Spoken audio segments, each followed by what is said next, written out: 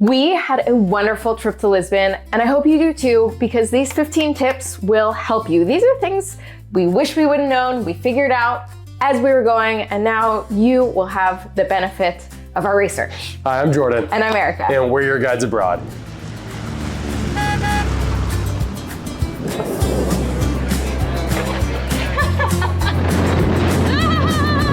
No, you don't want that. Number 8 on this list, I definitely learned the hard way. Oh, I can't wait. Yeah, I can't Let's wait see what it is. Number 1 is a question we get asked a lot, is a Lisbon card worth it, or a Lisboa card? We would see a lot of these out and about when we're going. All right, so what is it? It is a 3-in-1 card. It includes transportation, museums, and discounts, all in one nice to have card. And it costs, well, it depends how many days you book it for, right? So put those things up on the screen. Now, is it worth it? Is the price equal to like the activities you do?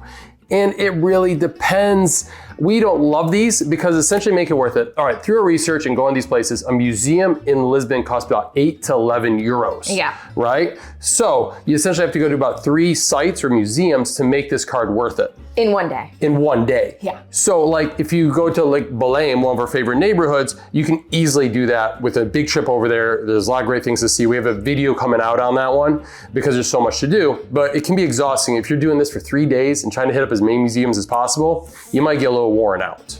Right? Not a trip I would want to be on. Exactly. So maybe do it for one day, maybe not do it at all. And yeah, it includes transportation discounts, but that's not probably going to pay for the card. Nope. I mean, really, then we're going to talk about this in the next bullet. I mean, a trip on a tram or a bus is only €1.30. Yeah. So not a huge savings there. Anyways, do what's best for you, but I hope this helps you price it out.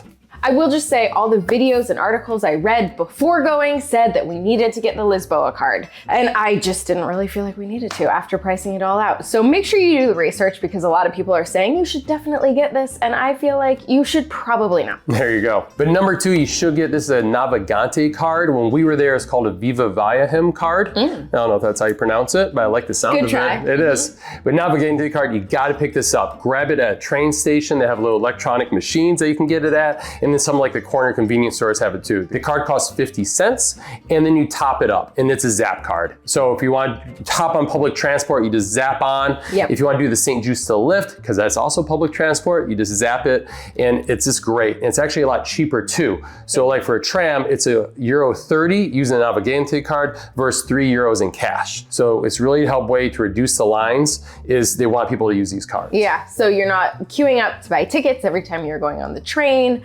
and you're not trying to get on a bus with exact change because that's very challenging. There you go. So just buy it. This was a delightful surprise. It is undersold, and I feel like we loved it, and I wish we would have allocated more time to them. Oh, you built up the anticipation. Boom. What is it? These are the kiosks in the parks. Ah, beautiful. Because I don't know, I really enjoy sitting. and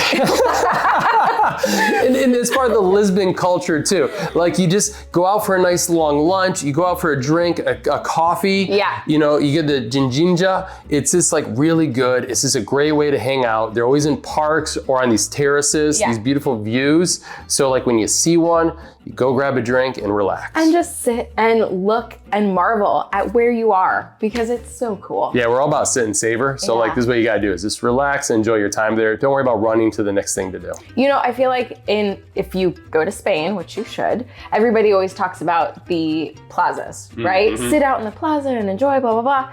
And I feel like we've gotta like get that same amped up for the kiosks. Like you gotta go seek some out, sit, enjoy. It's just so nice and relaxing. We didn't sell those to you, day. then I'm sorry. But yeah, you'll see when you I mean, get I don't there. want to oversell it, but it's just such a nice place to chill. I've talked for too long about this, but just make sure you visit one. Number 4, big tip, dinner starts at 7 or 7:30. Yeah. That's like when the restaurants open. Yeah. So like I know we're Americans and we have kids, so we like to eat early, and that's what we found, like nothing would be open when we wanted to go out. So plan to eat a little later, or maybe that's your normal time to eat. You're probably normal. You're probably normal. If you have kids, get your kids a snack. There you go, which goes into number 5, is make sure to make a reservation for dinner. Yeah. A lot of them aren't walk up and go in, or they're really popular, especially Lisbon gets so busy in in the historical neighborhoods, that make a reservation first. So find your favorite place, make a reservation. We went to a lovely place in Belem. It was a great little corner family restaurant. It was very small and intimate. Yeah. And I'm glad we had a reservation. For sure. Number 6, pack comfy shoes. It is a hilly city. It's like Rome and San Francisco. It's got the 7 hills. So you're gonna be going up and down, and you're gonna do lots of walking because it's the best way to see these neighborhoods. Yes. Let's face it, the architecture and the shops, it's wonderful to walk around. So make sure you pack comfy shoes. Number 2 on that is the sidewalks are not even. They're made out of these really pretty cobblestones. It's almost like a mosaic of cobblestones. Makes it really easy to like fix them, but they're really bumpy too, and they could be a tripping hazard. So just be ready for that.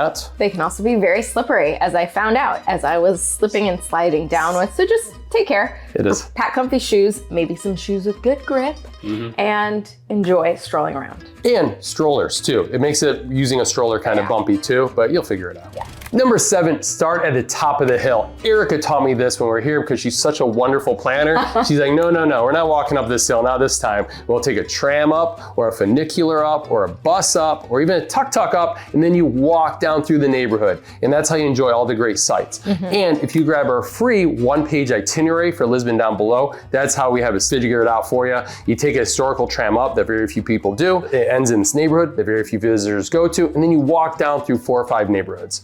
It is a wonderful way to spend your day, and that's how you should organize a lot of your days. Start at the top, work your way down. And you can find that at yourguidesabroad.com/Lisbon, and it's a free download. Thanks for saying that. You're Appreciate it. You can click below too to download it. Start at the top and walk down. It makes your sightseeing a whole lot easier. Still talking about navigation around the city. Number 8, things are farther than what they appear. We love maps. Throw some maps up right now of like historic Lisbon. And for example, St. George Castle's up on a hill and the St. Justo Lift, they look really close together. They're practically in the same neighborhood across Baixa. But it's a long walk because you gotta go all the way down, then up, and they're windy streets. So just be prepared for like a longer walk than you expect, especially when it gets hot and busy in the city. Just be prepared, bring water with you. Like we said, comfy shoes. Yeah.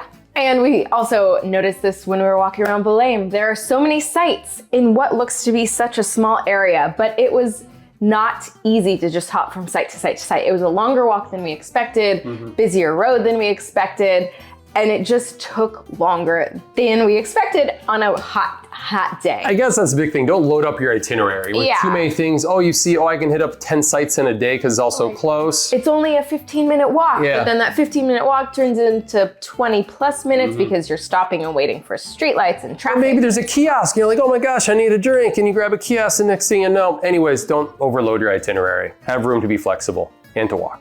So that is St. George's Castle. It's up in the Alfama district. So we are up on AIRALO. You have to go down into the Baixa by Rocio Plaza and then up into Alfama. So lots of hills. Number 9, public transport is wonderful in Lisbon. So great. They do such a great job. You have so many options at your fingertips. I mean, sure, you got like those little scooters and bikes you can do, but the main ones is the trams, the historical funiculars, the bus system. It's all wonderful ways to get around the city, especially now that you have your Navigante card. It's easy to hop on and just go explore the city. So make sure you understand like the trams and the routes and stuff. Everyone does Tram 28, and I don't blame them. It's a beautiful tram, but there's a lot of similar ones that'll take you to other great neighborhoods too. Like we say in our itinerary download, that's free, down below. Number 10 is know what train station you're going to. And I feel like you're always rushing out, to catch a train. Oh, let me just get to the train station. But what train station and how long will it take? So there are a number of different ones. So you have the Rocio train station, and that is if you want to go to Sintra. But tip here, the Rocio train station is different from the metro stop. They're nearby, but they are a walk, so it's not like you're just transferring from one to the other. So you need to add in some extra time there for that. Cais do Sodré is for Cascais if you are leaving to go that way. If you are heading up to Porto, there are actually 2 train stations that you'll leave from, so you'll need to make note of which one you purchased your tickets to depart from. So it is either going to be the Oriente or the Santa Apollonia. And if you are going to Belem, you can also use the Cais do Sodré train station to get out to Belem. It's a lot of information. We hope it helps though. The main takeaway, know what train station you're going to.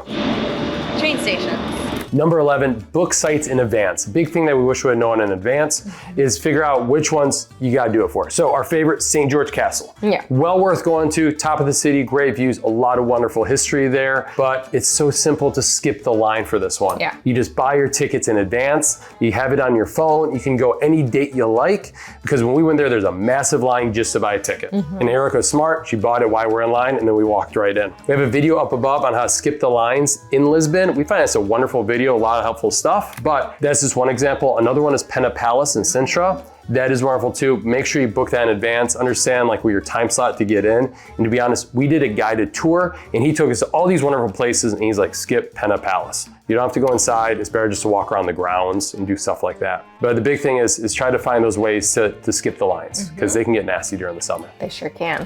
All right, number 12 is using an eSIM to make it easier to switch from country to country with your phone. So you can do like contacting Verizon or AT&T or whoever you use for your mobile carrier in the US or wherever you are to set up an international plan. That's one way to do it. That's very easy.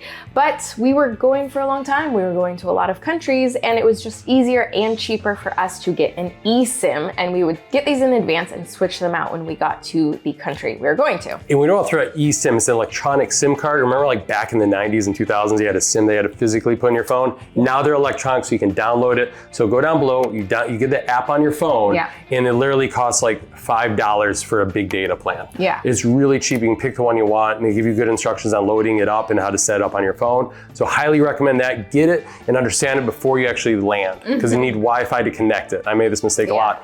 And in May, we have a discount code down below for that. I think you save like 10 to 20%. Ooh. So take a look at that. They're not cheap, but it's already cheaper. It's wonderful. You mean they're not expensive, but they're cheaper. Thanks, yeah. Support local, that's what we love to do there. A great way to support local is? Taking a tour. There you go, have a local guide show you around. I mean, we're wonderful, don't get me wrong, but if you want a local expert, book a tour. We have some of our favorite down below. Some of our favorite is a walking tour of Belem, the neighborhood. Another one is Alfama district. Yeah. One of the oldest districts in Lisbon. A lot of great history, a lot of architecture. It's best to find the guy who can take you there, or a woman to take you there. So check out the tours down below. This one is a fun one. You don't have to do it, especially if you don't drink, is taste the beers. So when you're there, they advertise these two major beers, Sagres versus Superbock. And I could be making up this rivalry, but I feel it in the bones. So Sagres is like sponsors like the national football team, so you see that everywhere. And that was the first exported beer in Portugal. I think it started in the 1940s. But Superbock is older, it's from 1927. Ooh. Little different tasting beers, but they're both well priced. You can get them everywhere. It's great. My favorite was Superbock. Oh, that's what I ended up going for. Is a struggle, but Superbock definitely won out. And that's you kind of see that more, a little more local, You see that on tap more places. If it's getting hot and you need to cool off, have a little tasting party with the two beers. It's fun. At a kiosk. There you go. Last tip, if you are traveling with young children, this was a delightful surprise. There are playgrounds, lots and lots and lots of places all over the city. Especially by the kiosks. So. That's true too. So just, pull up your map, pull up Google Maps, look for a playground, and there's probably one within a 10-minute walk from you to enjoy. And since you got your phone out, click the link down below to check out our one-day free itinerary of Lisbon. It's a walking tour of Lisbon. Great to do on your first day to get a good feel of half the city. It's a wonderful time. You go up for the top, you walk your way down. I really enjoyed it. And if you don't want to click down in the description below, you can go to yourguidesabroad.com/Lisbon. Have a wonderful trip to Lisbon. Have fun. Check out our other videos. We have a lot of good stuff on traveling Europe, especially these two that we're putting on top of our face right now. Thanks for watching. Thank you.